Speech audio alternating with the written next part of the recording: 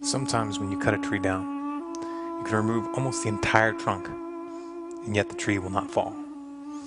It'll rest supported by a single sliver of wood for a few moments, or even hours, almost as if defying gravity. Some might look at this precarious situation and reason that since the tree has survived every blow of the axe up to this point without falling, that it'll remain standing indefinitely.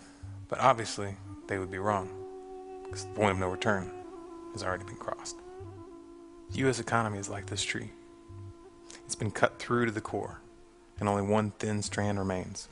That strand is holding back the inevitable, delaying the consequences that are guaranteed to follow. The average person probably hasn't quite grasped the fact that 98% of the trunk of our way of life has already been cut away. But they are beginning to notice that the tree is swaying and creaking like it never has before, and some are starting to prepare. The final strand holding up the U.S. economy is the petrodollar. As long as oil is only sold internationally in U.S. dollars, the demand for the dollar will persist. And it's that demand which enables the dollar to continue to seem to have value. And this is the only reason why we have not seen an immediate spiral into hyperinflation in spite of the trillions of dollars created out of thin air over the past several years. However, the days of the petrodollar are numbered. And when the petrodollar is gone, the consequences will be immediate and earth-shattering. The events that will follow have no precedent.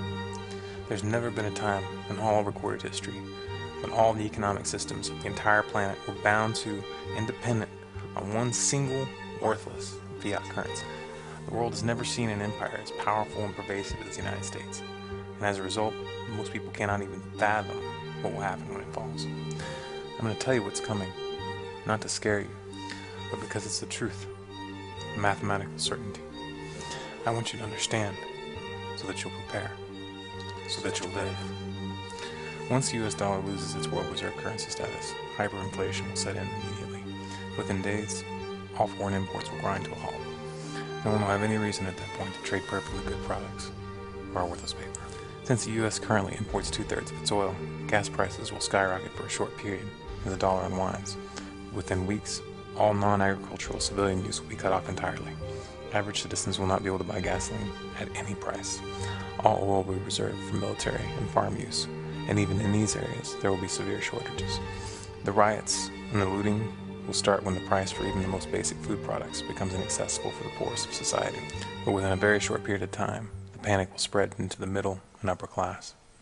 Martial law will be attempted, but will fail. It'll fail for the simple reason that the soldiers and the police charged with maintaining this martial law will begin to realize that they won't be able to protect the lives of their family if they remain at their post. The darkest and the most dangerous period of this collapse will begin when the riots stop. The riots will stop when there's nothing left to loot from the stores, and when people finally realize the government is not going to save them. I'm going to hold back from describing what will happen next, but I will say this. You need to have a store of food, water, and seeds, and you need to be armed. But even having all of those things will not be enough if you stay in the cities, because this will not be a short-term event, and our current way of life is not coming back. This will mark the end of an era and the beginning of a new one.